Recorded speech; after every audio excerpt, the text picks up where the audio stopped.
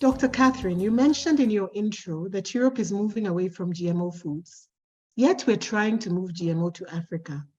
Are we being used as a testing ground? Yeah, I was just trying to reply. Yeah, you see now Europe, actually, they are moving to agroecological options. And my summary, I wanted to mention some of the other research we are doing apart from biotechnology that can be used to address food security. Now, most of these countries are actually embracing organic farming and other agroecological options to produce their foods.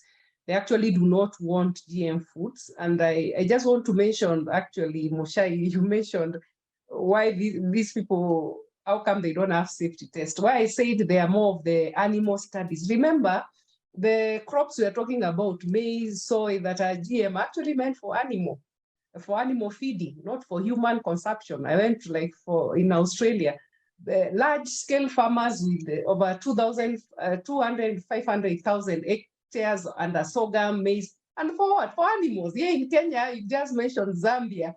We are looking for maize for human consumption.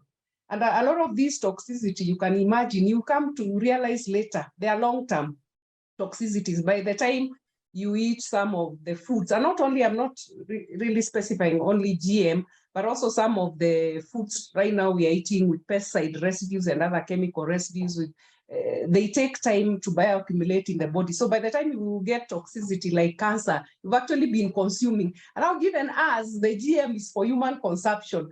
And you know us like maize, how we consume maize every day, maybe twice in a week. So in safety trials, that frequency and the concentration of these in food and the time of exposure actually can lead to far more concerns, safety concerns than we are even imagining.